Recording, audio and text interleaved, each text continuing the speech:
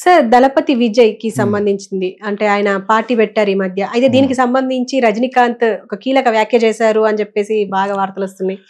ఏం చేశారు sir? Positive గా చేశారా, నెగిటివ్ గా చేశారా? నెగిటివ్ అంటే ఉంది. ఇప్పుడు ఒకప్పుడు అతను ఎప్పటికీ సపోర్ట్ చేయాలి, సొంతంగా పార్టీ పెడితే అక్కడ గెలవడం చెప్పాను కదా. వాళ్ళ ఇంట్లో వాళ్ళు ఓటారు రజనీకాంత్కి. సో అది అతని పరిస్థితి. ఏదో అవుతూ ఉంటాడు అల్లా అనమాట. అతనికి ఉండే బ్యాట్ అనేది ఇంత ఉంది, అది చెప్తే ఏడుస్తూ ఉంటారు అనమాట. సో అవన్నీ ఉరిని ఎందుకు పోతాయి? వయసులో ఉన్నప్పుడు చేసినవన్నీ ఉరినే పోతాయా? సో అతని క్యారెక్టర్ కరెక్ట్ కాదు. ఇప్పుడు నేను నాగార్జున గురించి ఎలా మాట్లాడుకున్నాం, అలాగే జనాలు అందరూ చూస్తూ ఉంటారు. ఫ్యాన్ ఫాలోయింగ్ ఉంటారు, సిగరెట్లు ఎగరేస్తారు అంటాడు కాబట్టి ఉంటారు. అతను చెప్పిన దానికి ఏం పెద్ద రిజిస్టర్ అవ్వదు, కానీ అడిగే కాబట్టి చెప్తున్నాను. విజయ్కి చాలా మంచి ఫాలోయింగ్ ఉంది. అక్కడ ఇటువంటి రిమార్కులు లేవు. అతనికి వాళ్ళ ఫాదర్ మధ్యలో వెనకాల చేయబెట్టి డబ్బులు అడుగుతున్నాడు అని చెప్పేసి కట్ చేశాడు ఫాదర్ని. యశ్ చంద్రశేఖర్ ఎంత పెద్ద డైరెక్టర్ అయినా మనవాడు ఈలోగా వాళ్ళకి డేట్లు ఇప్పిస్తా అని చెప్పేసి, మరి అతనికి 100 కోట్లు అంటే అతనికి 5-6 కోట్లు ఇస్తారు కదా. ఆ టైంలో ఏది మొదలెట్టే కట్ చేశాడు, ఇంట్లో వెళ్ళిపోయాడు. ఇతను ఆల్రెడీ వేరే కట్టేసుకుని. అదే విజయ్ గురించి యాక్చువల్గా కెరీర్ క్యారెక్టర్ పడిపోకూడదు. ఆ విధంగా మనవాడు ఇప్పుడు విజయ్కి రజనీకాంత్ కంటే 2 రెట్లు ఫాలోయింగ్ ఉందని చెప్పాను. Plus 2 crores worth of 2 crores people subscription తీసుకుంటున్నాడు. మీ కూడానే ఉంటావు నువ్వు 3 కోట్లు 2 కోట్లు 3 కోట్లు కూడా వచ్చేస్తారు అతనికి ఉన్నంత ఫాలోయింగ్. నాకు ఒక ఫ్రెండ్ ఉండేవాడు అనమాట. ఈ సందర్భంలో ఎందుకు చెప్తానంటే, విశ్వనాథ్ అని అది ఫ్రెండ్ నాకు స్టాక్ ఎక్స్చేంజ్ చేసుకుంటే సినిమాలు అంటే ఇంట్రెస్ట్. నా దగ్గరికి కమలాసన్ దగ్గర తిరుగుతూ ఉండేవాడు. పాప అతను చూస్తే ఉంటాడు. విజయ్ని అతను బ్రాహ్మణ్, విజయ్ బ్రాహ్మణ్ కాదు కదా, నాన్ బ్రాహ్మణ్ ప్లస్ క్రిస్టియన్ కదా. ఆడ నా కుర్చీకి 4వ కాలు లాగా అనమాట. ఆడెక్కడ పైకి వచ్చాడు అనేవాడు. నేను అప్పుడే ఇదన్నీ ఆల్రెడీ 25 years బ్యాకే, you see this fellow is going to be a super star, తమిళనాడుని ఏళ్తాడు. పొలిటికల్గా కాదు, నేను మామూలుగా అంటాం కదా మాట వరుసకి, తమిళనాడు ఏళ్తాడు చూస్తూ ఉన్నాను.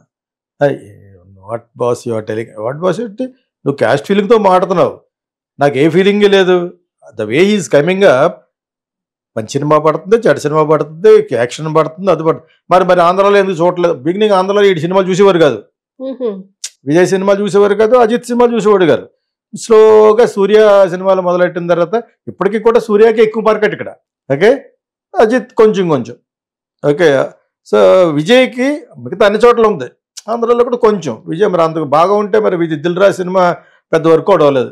లాస్ట్ ఒక ఏదో సినిమా చేస్తాడు, మన తెలుగు డైరెక్టర్ కూడా పెట్టాడు ఆ తెలుగుదనం గురించి, వంశీ అన్నవాడిని పెట్టాడు. కానీ ఇక్కడ విజయ్కి అంతటి కుర్రోళ్ళలో అంత ఇది లేదు. కానీ రాను ఈ మాస్టర్ ఎవడో లోకేష్ ఎవడో డైరెక్ట్ చేయడం మొదలుపెట్టారు కదా, అతను దాని తర్వాత కొంచెం ఇది వచ్చింది. బట్ నేను అలా ప్రెడిక్ట్ చేశాను అప్పుడు, is going to rule Tamil Nadu చూస్తూ ఉంటే. అతను ఏడిపించడా కానివ్వండి, నేను బ్రాహ్మణ్ ఫీలింగ్ వాడు, అంత కమలాసన్ పార్టీ. సో ఇతను the way is coming up, మామూలుగా ఉండేవాడు సన్నగా పొడుగ్గాను. బట్ నాకు ఎందుకు అనిపించేది కొంచెం రజనీకాంత్ని కూడా డామినేట్ చేస్తాడు అన్నట్టుగా చేస్తున్నాడు. ఇప్పుడు రజనీకాంత్ కామెంట్ చేయడంలో ఉంది, అతను నిలబడితే ఒక ఓటు వేయడు, ఒక సీటు కూడా వెళ్ళడు. ముందు మొన్నటి వరకు హడావుడి చేసాడు నిలబడతానని. సరిగ్గా మోహన్ బాబు ఫ్రెండ్ కాబట్టి ఇక్కడికి హైదరాబాద్ వచ్చేసి మోహన్ బాబుని ఒక అంబులెన్స్ అరేంజ్ నాకు ఒంట్లో పోవాలని చెప్తాను, ఒక డ్రామా చేశారు ఇక్కడ హైదరాబాద్. డ్రామా హై ఎవరో రజనీకాంత్ అది చేసి ఇక్కడ ఏదో అపోలో చేరినట్టు చేరి, అపోలో ఎవరైనా చేరొచ్చు, నేను వెళ్తాను, డబ్బులు ఇస్తే ఎవరైనా చేరిపోవచ్చు. అక్కడ హోటల్ బదులు అక్కడ ఉండొచ్చు, తెలుసా నీకు? Apollo is the best place to stay. రోజుకు 20,000 కడతానంటే రూమ్లో కూర్చుంటారు. ఏమీ లేదు, శుభ్రంగా అటు కూర్చుని మందు వేసుకుంటూ కూర్చోవచ్చు. లేకపోతే అన్ని మంచి బాత్రూంలో స్నానం చేయొచ్చు. 20,000-30,000 అంటే ఎలా ఉంటుంది, బ్యూటిఫుల్గా ఉంటుంది. అది చాలామంది అలాగ వస్తారు, హోటల్లో పడుకునే బదులు హాస్పిటల్లో పడుకుంటారు. ఇలాగా నర్సులు అందరూ వచ్చి ఈ శుశ్రూష చేస్తూ ఉంటారు అనమాట. సో ఆ విధంగా వచ్చి చేరిపోయాడు మనవాడు ఎవరో రజనీకాంత్. అలాగంటే రజనీకాంత్ ఫ్యాన్స్ వీళ్ళేదో రక్తం పంచి పుట్టినట్టు అంటూ ఉంటారు. నాకంటే ఎక్కువ ఎవరికి తెలియదు. Shut the your mouths and listen to Geetha Krishna. ఈయనకి ఎన్ని తెలుసు అంటే, మాట్లాడడానికి 100 సినిమాలు చేయాలా, 10 సినిమాలు చాలదా? సో చెత్త సినిమాలు చేయలేదు కాబట్టి నెంబర్ ఎక్కువ లేదు నాకు. ఇంకోసారి చెప్తున్నాను, అలా అనుకునే వాళ్ళకి 100 సినిమాలు చేశాడు రాసున్నాను, అది గొప్పడు అనుకుంటాను. So don't talk bullshit. నాకు అన్ని విషయాలు తెలుసు, నాలెడ్జ్ ఈజ్ పవర్. సో అతను నిలబడితే ఎవరో ఏరు. ఇప్పుడు మళ్ళీ డిఎంకే దగ్గర ఎందుకు మాట్లాడుతున్నాడు? మేడం ఉండగా మనోడికి రూట్ మార్చింది. వీళ్ళందరూ ఇళ్ళు పోయిస్ ఘాట్లు ఉంటాయి అందనమాట, అందరూ అలా తిరిగి వెళ్ళాలి, బ్యారికేడ్లు వేస్తారు. అర్థమైందా? మేడం ఉన్నప్పుడు ఎవరి చల్లవు, కరోనా అనేది ఎత్తి వదిలి పడేసింది. ఎలక్షన్ 4 రోజులకి ఇలా ఇలా నిద్రపోతున్నామని ఎత్తేసి పడేశారు. దానికి ఇంకొంచెం సౌండ్లు గీండ్లు వేసి సన్ టీవీ వాళ్ళు ఇంకా ఎక్కువ వేసారన్నమాట, అయ్యో అన్నట్టు అనమాట. ఇన్ని డ్రామాలు చూసాం మనం. సరదా మన స్టాలిన్ కొంచెం జాగ్రత్తగా మౌనంగా వెళ్ళేవాడు మేడం దగ్గరికి వెళ్ళవలసి వచ్చినప్పుడు. మేడం పోయింది, శశికళ వేస్ట్, వీళ్ళు వచ్చారు. మేడంతో వెనకాల ఉన్న వాళ్ళందరూ వేస్ట్ క్యాండిడేట్స్, ఫ్రాడ్స్. శశికళ పెద్ద బిగ్గెస్ట్ ఫ్రాడ్. సో ఎలా తెలుసు అంటే, నేను డైరెక్ట్గా నా సినిమా అమ్మటానికి వెళ్ళాను ఆవిడ దగ్గరికి. మా వాటా ఎంత అడిగింది, వాళ్ళు ఇచ్చే డబ్బుల్లో. జయా టీవీలో, జయా టీవీకి అమ్మటానికి వెళ్ళాను. దాని తర్వాత సన్ టీవీకి అమ్మాను, అది వేరే విషయం. ₹1 కింద అమ్మటానికి వెళ్తే లాస్ట్ కాఫీ బార్ వాళ్ళ తలుపున మనుషులు మాకు 50% ఇవ్వాలి, నా సినిమా నీకు 50%. వాళ్ళ ఇంట్లో అడిగాను, నా సినిమా నీకు 50% ఎందుకు ఇస్తాను చెప్పాను, నువ్వు కొంటే కొనలేదు మానే అని. అక్కడ ఐఏఎస్ ఆఫీసర్ నా కాలేజ్ మేట్, ఆవిడ పెద్ద ఫ్రాడ్. రాజేంద్రన్ అని ఆవిడ పెద్ద ఫ్రాడ్. ఇస్తే సినిమా ఇలాగ ఉంటుంది పాలిటిక్స్లో. ఆ ఫ్రాడ్ గారి ఇంట్లో ఎన్నో కోట్లు దొరుకుని. అటు నా కాలేజ్, మా కాలేజ్ మెడ్రాస్ క్రిస్టియన్ కాలేజ్, ఇంట్లోనే కూర్చునేవాడు మేడం ఇంట్లోనే. అక్కడే ఆఫీసు, ఆవిడ అసెంబ్లీకి వెళ్ళేది కాదు. ఇక్కడలాగే ఒకసారి స్టేట్లోకి గెలిస్తే కేసీఆర్ ఫామ్ హౌస్లోకి వచ్చి స్టీల్ గ్లాసులో మందు కొడుతూ ఉంటాడు కదా, అటు అయిపోయి. అలా ఉంది ఇండియాలో, వ్యవస్థ మారలేదన్నమాట. సో రజనీకాంత్ ఏదో ఇప్పుడంటే ఇప్పుడు కనీసం ట్యాక్సెస్ సరిగ్గా కట్టడం. Hindu has written about Rajinikanth, income tax has not paid and ఈ వాస్ ఫైన్డ్ 25 lakhs అని. అదంటే ఒకసారి నా మీద ఎవరో అన్నారు. ఏమంటారు, తెలుసుకోండి, ఫ్యాక్ట్స్ తెలుసుకోండి. నువ్వు ఫ్యాన్ అయితే ఎవరికి కావాలి, నేను ఫ్యానే. నేను చిరంజీవి ఫ్యాన్, చిన్నప్పుడు Rajinikanth fan. That is different from the actual facts కదా. ఐ ఓన్లీ టాక్ ఫ్యాక్ట్స్, చదివింది. సో ఇప్పుడు అతని యొక్క దానికి విజయ్కి ఏం ఎఫెక్ట్ ఉండదు. చెప్పాను, Chiranjeevi is in his evening times, is also in his evening times. ఇంకొక మాట అన్నారు, అంటే డిఎంకే పార్టీ అంటే పెద్ద ఇది కాదు, విజయ్ పార్టీ కొట్టేస్తుంది అని చెప్పేసి అన్నారు. దీనికి విజయ్ అంటే రజనీకాంత్ అన్నారు, అంటే ఈ పార్టీ ఖచ్చితంగా ఉంటుంది, మర్రి చెట్టు లాంటిది అని చెప్పేసి కూడా అన్నారు డిఎంకే పార్టీ. దీని గురించి ఏమంటారు? ఇప్పుడు ఎవరన్నా కూడా విజయ్ పార్టీ వాళ్ళు ఏమంటారు, మంచి ఊపులో ఉన్నారు. చెప్పాను కదా, పెద్ద ఫ్యాన్ ఫాలోయింగ్. రజనీకాంత్ దాటిపోయింది. ఇక రజనీకాంత్ చెట్టు పేరు చెప్పుకుని కాయలు అమ్ముకునే టైపులో ఉన్నారు వాళ్ళు. గ్రాటర్స్ అతను ఈ పీకోటి యాక్ట్ చేస్తారు అనమాట, రామారావు గారి లాగా. ఇతనంతా డూపే, ఒక 5-6 డూపులు ఉంటారు. ఫైట్కి ఒకడు, పాటకు ఒకడు, పాటలో పరిగెట్టాలనుకో హీరోయిన్ వెనకాల, దానికో డూపు ఉంటాడు. కమల్ హాసన్ అంతే, ఏజ్ అయిపోయింది, ఏం చేస్తారు? అంచేత వాళ్ళ పరపతి ఏంటో వాళ్ళకి తెలుసు, వాళ్ళ టైం అయిపోయింది కదా. ఇప్పుడు విజయ్ మంచి ఏజ్లో ఉన్నప్పుడు, సక్సెస్లో ఉన్నప్పుడు పార్టీ పెడుతున్నాడు. పవన్ కళ్యాణ్ లాగే, పవన్ కళ్యాణ్ ఉన్న సక్సెసే కదా. ఈరోజు సినిమాలు యాక్ట్ చేద్దాం 100 కోట్లు ఇస్తారు, 100, 80, 90 ఇస్తారు. మంచి ఎక్కడ పాన్ ఇండియా కాకుండా, పాన్ ఇండియా కానీ అయ్యి ఉంటే పవన్ కళ్యాణ్ ఇంకెక్కడికో వెళ్ళిపోయాను. మనం ఏ మాటలు మాట్లాడుకోవాలి. కాబట్టి అంత ఫ్యాన్ ఫాలోయింగ్ ఉన్నవాడు విజయ్, దళపతి విజయ్. సో అతని గురించి ఏది చెప్తూ ఉంటాడు ఇతను, ఏదో చెప్పాలి, సర్వైవ్ అవ్వాలి. సీఎం పనులు బోర్డు ఉంటాయి, పొద్దున్న లేస్తేనే. స్టాలిన్ పనులు ఉండవు, మరి స్టాలిన్ పనులు లేనోటికి ఎవరు ఉంటుంది అక్కడ? మెడ్రాస్ వెళ్తే రాకుంటుంది, చేసేవాడు ఉండాలి కదా. నాకు సినిమాలో కూడా ఉండాలి రెడ్ జైంట్ అని. ఓకే, అది ఉదయనిధి చూసుకుంటాడని. నెక్స్ట్ సీఎంని ఉదయనిధిని చేసేసి అది తప్పుకుంటాడు.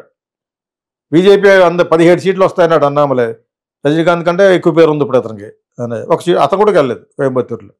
It is not that easy to, అది అక్కడ వరకు రజనీకాంత్ అన్నది కరెక్ట్ అయి ఉండొచ్చు. కానీ మరి విజయ్ ఫోర్స్ వస్తుంది కదా, కొత్త నీళ్ళు వచ్చేటప్పుడు పాత నీళ్ళు పోతాయి. ఎలా పోతాయంటే అంతే, అది డీల్ వేసి చూడు, అక్కడ తెలుస్తుంది మీకు. బకెట్ డీల్ వేస్తే పోతాయా? పొలిటికల్ పార్టీస్ కూడా అంతే. ఎప్పుడు మేమే ఏలాడుతూ ఉన్నామంటే, వచ్చే వారసుడు చాలా గొప్పవాడే ఉండాలి. వచ్చే వారసుడు ఆల్రెడీ హిందూస్కి బ్యాడ్ అయిపోయాడు, సనాతన ధర్మం గురించి బ్యాడ్ బాగాడు. ఉదయనిధి, నాకు ఉదయనిధి బాగా తెలుసు. పోకర్స్ ఇది పెట్టినప్పుడు నాకు తెలుసు, నన్ను పిలిచాడు, ఇన్వైట్ చేశాడు కూడా. సో అదే ఇది నేను ఏం చెప్తానంటే, నువ్వు చాలా జాగ్రత్తగా కండక్ట్ చేసుకోవాలి.